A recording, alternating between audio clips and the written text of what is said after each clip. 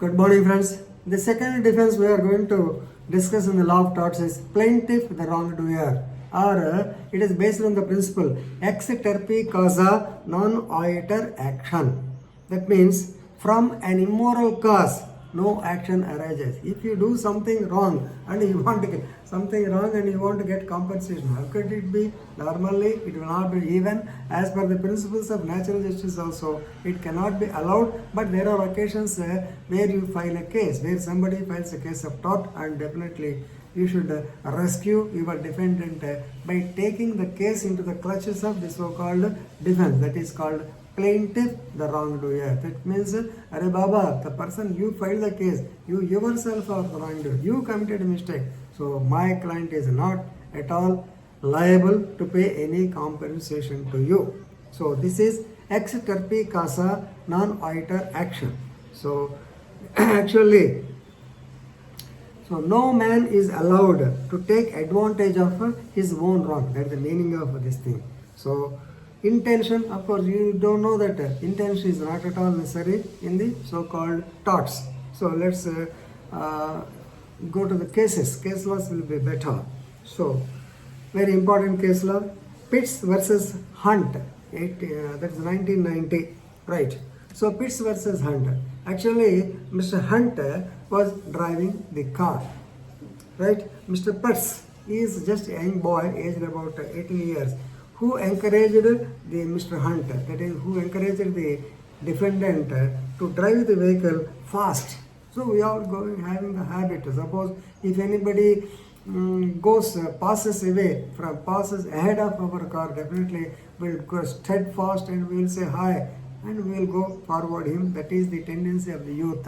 And notice that this man, Mr. Hunt, was in a drunken condition. Still, he encouraged him to go faster, due to which, as usual, our man went very fast. He drove the vehicle in a rash or negligent manner. Ultimately, he fell down.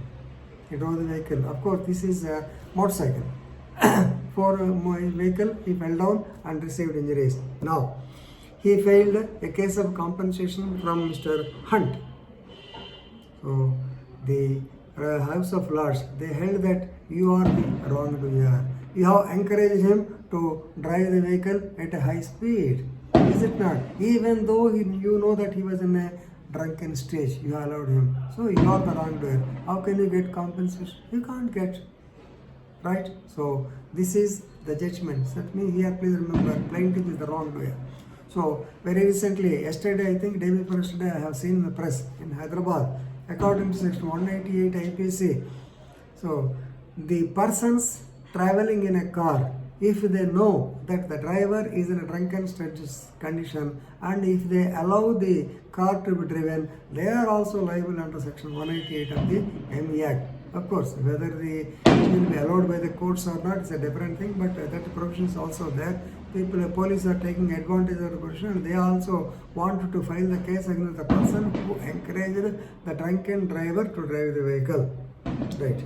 Another case, Ashton versus Turner and another. This is also important case, 1981. Right. What happened is this Turner and another, both of them actually we can say that they are accused. They went in a car to commit theft in a particular house. They are criminals, right? So they went there. They successfully burgled the house, and in the return journey, please remember, in the return journey, they were coming, and Mr. Ashton, he boarded the car. Actually, they wanted to give lift to him. He stopped the car. They wanted to give lift to him. But what happened is, while they were driving the car, while Mr.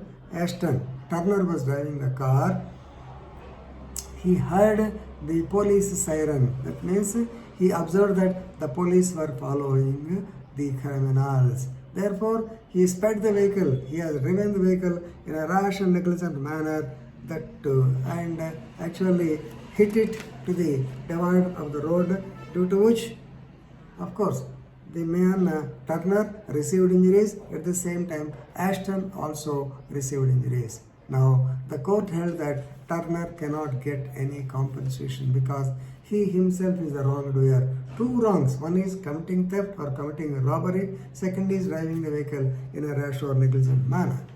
As far as Ashton is concerned, since their injuries were there, even though they were caused by so and so, that Turner, he can be compensated. Of course, the second point you forget, the only important point is that the person who has committed the mistake, that means the person who drove the vehicle in a rash or negligent manner, he cannot get the compensation. This is briefly regarding plaintiff, the wrongdoer. Thank you.